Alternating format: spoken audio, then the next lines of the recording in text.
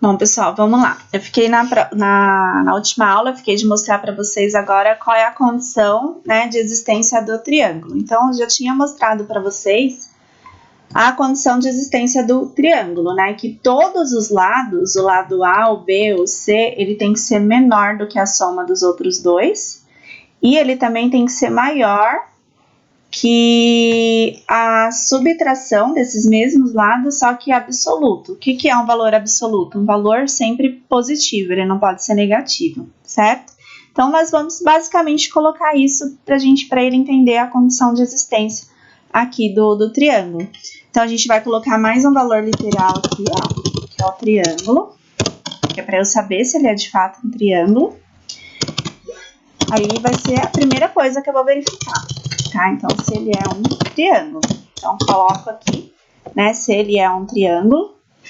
E o que eu vou fazer aqui? Eu vou colocar justamente aquilo. Então, a primeira coisa é que qualquer um dos lados, ele tem que ser menor que a soma dos outros dois. Então, vamos fazer isso. Então, a soma, por exemplo, vamos fazer primeiro com o lado A. Então, eu sei que o lado A, ele tem que ser menor que a soma do B mais C. Então, ele tem que ser menor, né? A, ele é menor que a soma de A mais B. Então, isso daqui já precisa ser verdadeiro, tá? A tem que ser menor que a soma de A mais B. Então, eu vou colocar entre parênteses porque é a minha primeira condição. A tem que ser menor que A mais B. Só que é só isso? Não. Ele também tem que ser maior que a subtração desses dois lados, só que absoluto. Então, eu vou colocar E, porque são duas condições.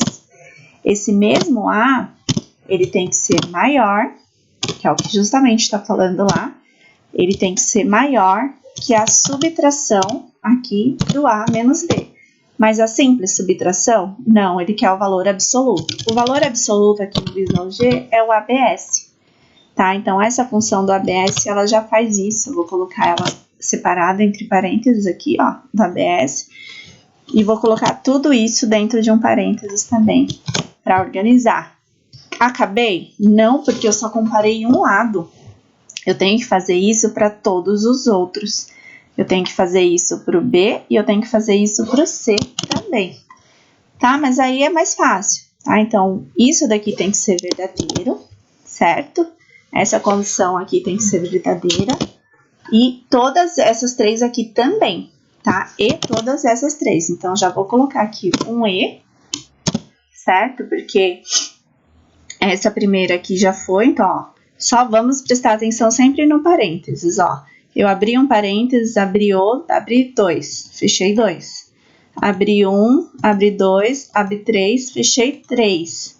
Então, tudo isso daqui eu vou colocar dentro de um parênteses agora. Então, eu vou fechar um aqui e eu vou fechar outro aqui para ele fazer esse E separado, certo?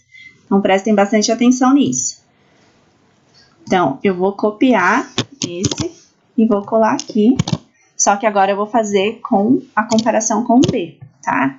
Então, B tem que ser menor que a soma de A mais C, agora. E o B, ele tem que ser maior que o valor absoluto, né, da subtração aqui do A menos C. Prontinho. Terminei essa outra parte. Vou copiar e vou fazer a última aqui para finalizar. Só que agora eu vou comparar com o C, tá? Então, o C tem que ser menor que a soma de B mais C. E o C também tem que ser maior que a subtração do valor absoluto, né, de B menos C. E aí ficou exatamente igual aqui, né, porque é só ir trocando os valores, tá? Então, só que vamos ver se deu certo, né? Vamos ver se o nosso raciocínio realmente funcionou aqui, tá? Então, eu tentei fazer a mesma comparação com o A, depois eu fiz com o B e depois eu fiz com... Opa, não, tá errado, gente. O C aqui é B mais A e B menos A, perdão. tá? Se eu vou comparar o C, eu não posso comparar o C com ele mesmo. Aí o B eu comparo com o A e o C, e o A e o C, o A com... Opa, A mais C aqui também, certo? Então, ele tem que ser menor que a soma de A mais C e de A menos C. Ai, ai, ai. Olha o erro aqui, tá? Então, sempre vamos conferir, ó. Meu Deus, não, de B mais C. Tava certo, né? Deixa eu ver se tava certo. Né, que eu tava comparando com A mesmo. Com A não pode, eu não posso ser menor que o próprio A. Tá? Então, aqui é de B mais C. E aqui de B menos C. Olha só como confunde essas coisas, tá? Então, tomar cuidado. Aí, aqui é só ir batendo, ó. A, B e C tranquilo, B e C tranquilo. Aqui eu somo, aqui eu subtraio. Aí, eu vou fazer aqui com B, ele tem que ser menor que o A e o C. A menos C. O C, aqui eu comparo com B e o A e a subtração dele, certo? Então, deu certinho. Agora, vamos só testar para ver se de fato está funcionando. Então, eu vou digitar valores que não dão para ser triângulo. 2, 4 e 20. Opa, não pedi para aparecer, né? Aqui deu ainda que ele tá dando escaleno. Então, eu vou vir aqui e vou pedir para ele mostrar se ele é um triângulo, de fato. Então, eu vou pedir aqui para ele ver se ele é um triângulo. Triângulo. E a minha variável triângulo aqui, ó. Triângulo. De novo, vamos testar. Então, eu tenho o valor 3, 5 e, sei lá, 40. Não dá. Então, ele deu triângulo falso, realmente. Só que, professora, mas ele tá dando escaleno verdadeiro. Por quê? Porque os três lados, né, estão diferentes. Por isso que ele tá dando escaleno. Então, como que nós vamos resolver essa parte agora? Então, eu vou só arrumar aqui, ó, a palavra triângulo. E aí, todos esses aqui, além dessas partes ser verdadeiras, vocês concordam que ele também tem que ser triângulo? Então, eu só vou incluir aqui, ó. Tudo isso daqui tem que ser verdadeiro. Então, vou colocar entre parênteses. E além disso tudo ser verdadeiro, eu vou incluir aqui o E triângulo. Porque eles têm que ser triângulo também, senão não é para dar verdadeiro. Só que aí eu fecho tudo aqui entre parênteses e incluo um E triângulo aqui, certo? Aqui a mesma coisa, vou colocar um parênteses e o E triângulo e vamos testar agora. Então, vamos lá, algoritmo, executar. Então, vou colocar 4, 2 e 50. Não dá para formar um triângulo, beleza, tudo falso. Vou testar, mudar a ordem aqui, vou colocar o primeiro maior, para ver se realmente está dando certo. Então, eu vou colocar aqui 70, 2 e 4. Beleza, deu tudo falso, não pode ser um triângulo. Vou colocar o do meio maior também para ver se está dando certo. Então, vou colocar 2, 66. Beleza, tudo falso, tá vendo? Então, todas as condições aqui, eles estão dando que realmente não pode ser um triângulo. Só que ainda falta a gente colocar mais uma possibilidade. E se os valores forem negativos, será que vai dar certo? Então, eu vou colocar aqui, ó, menos 4, 70 e menos 3. Opa, tá certo. Então, ele tá conseguindo realmente fazer todas as possibilidades, inclusive para os valores negativos, tá? Que é o que ele pega, então não dá para formar, né, o triângulo aqui com esse valor positivo e os outros negativos, né, pessoas? Então, finalizamos aqui por enquanto. A gente vai melhorar esse exercício semana que vem com o condicional C, mas por enquanto acho que ficou bem claro a questão dos operadores lógicos e relacionais aqui para vocês entenderem a importância deles, tá? Então, deu tudo certo, né? Então, testei todas as possibilidades, fiz uma confusãozinha aqui, né? por conta isso pode acontecer com vocês, então só ir prestando atenção e batendo os valores para não dar problema, tá? E eu vou fazer só mais um exercício com vocês, porque os outros vocês vão ter que conseguir fazer sozinhos, tá?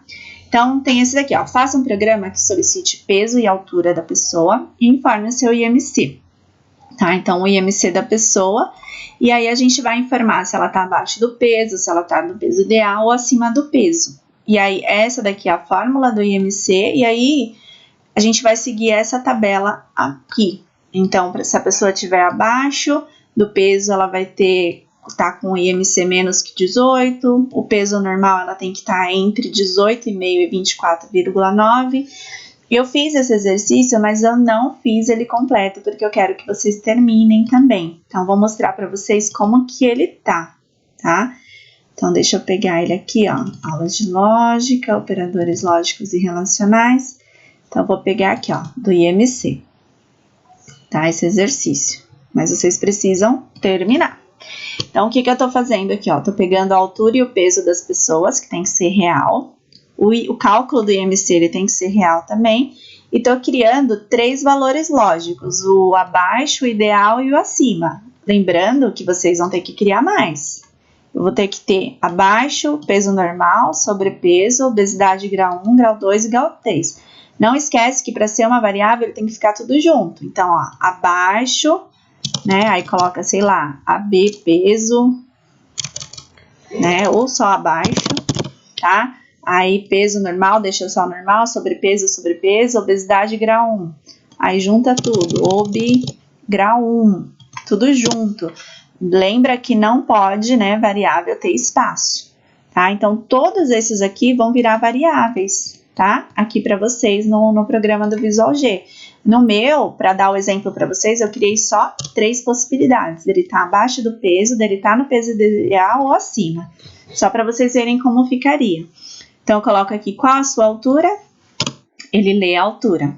Qual o seu peso, ele lê o peso. Faço o processamento do IMC, né, que é o peso da pessoa dividido pela altura ao quadrado. Então, que a altura ao quadrado é a mesma coisa que a altura vezes a altura, tá? E aí, eu tenho os valores literais aqui e os pesos. Então, a primeira possibilidade é ele ser menor, o IMC, esse resultado aqui, ó, ele ser menor que 18,5. Que é essa primeira possibilidade aqui, ó. Então, se isso for verdade, o abaixo do peso vai ser verdadeiro. E se for ideal? Bom, para ser ideal, ele tem que estar acima de 18,5. Repare que aqui tem o igual e aqui não tem, tá? Então, ele tem que estar acima de 18,5 e o IMC também vai estar abaixo de 24. Aí, ele está no peso ideal. E aí, aqui eu não continuei. Eu já fiz que, por exemplo, a pessoa está acima se o IMC for maior que 24. Mas vocês vão fazer todas essas possibilidades aqui, tá? Então, não esqueçam de usar o operador E aqui para fazer para todos, tá? E aí, eu vou testar esse exercício só para vocês verem como que fica. Então, eu vou colocar, eu tenho 1,5 m e eu tenho 70 quilos. Então, ele disse que eu estou acima do peso. Uma coisa que é legal mostrar também, que eu não coloquei, é o IMC, tá? Então, mostra o IMC aqui da pessoa. Então, coloca assim, ó, seu IMC é, né? Então, seu IMC é o quê? IMC. Aí, ele vai mostrar lá o que estiver dentro da variável IMC. Então, vou executar de novo. Então, eu vou colocar aqui agora que eu tenho 1,90 m e eu tenho 40 quilos. Aí, ele vai dizer aqui, ó, IMC 11 e eu estou abaixo do peso, certo? Nesse caso.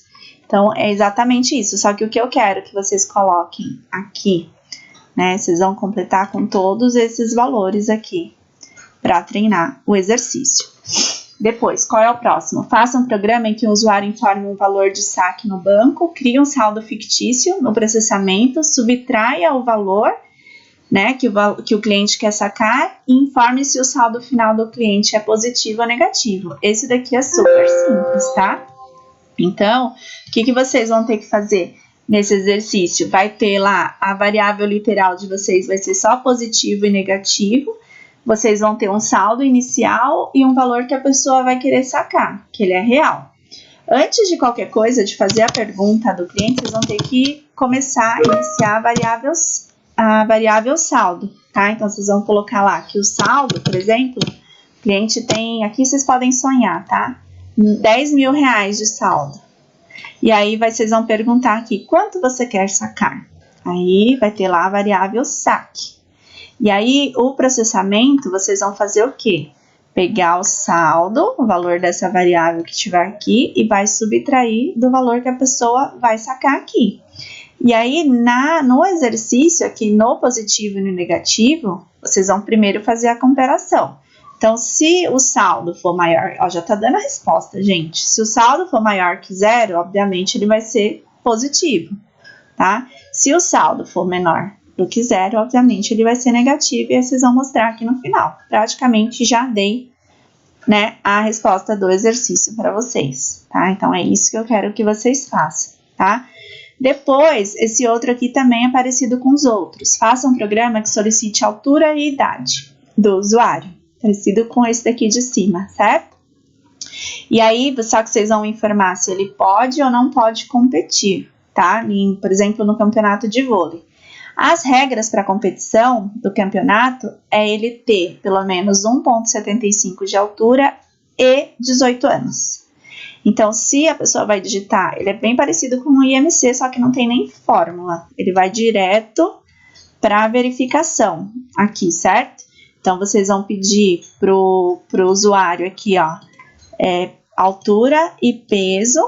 E aí, aqui dentro vai ter o pode competir e o não pode competir, né? Não, lembra que não pode espaço e nem acento. Pode e não pode. Então, não pode, ele tem que ter a idade maior ou igual a 18 e, né, altura maior que 1,75. E aí, ele vai poder competir ou não, tá super tranquilo, gente. É só para vocês realmente treinarem aqui os operadores, lógico, que semana que vem vai ser bem mais legal, tá? Esse outro aqui é praticamente idêntico a esse aqui de cima, só que é para um sistema de lutador de boxe, né? Então, faça um programa que solicite o peso só do lutador, informe em que categoria ele vai estar. E aí, aqui tem todos os critérios dessa categoria, tá? Então, se ele é peso palha, ele tem que estar com peso até 46,27. Palha ligeiro. Para ele ser palha, aí ele vai ter que estar maior que 46,27 e menor que 47,63. Para ele ser mosca ligeiro, ele vai ter que ser 47 pontos maior, né, que 47,63 e menor que 48,99 e assim vai indo. Acho que vai ficar bem claro para vocês a questão desses operadores. O último aqui é o peso pesado, que é se ele for maior que 90,72 quilos, ele já é peso pesado, certo? Então, é só vocês seguirem, né, e fazerem, são 6 exercícios, dá para fazer bem rapidinho, vocês viram que eu fiz aqui, ainda explicando com vocês, né, até em pouco tempo, vocês já vão ir fazendo, não vão precisar de explicação. Então, vocês vão fazer esses 6 exercícios, e na próxima semana, a gente vai entrar com os operadores condicionais aqui, e aí vai ficar bem legal, tá bom? Então, até a próxima aula.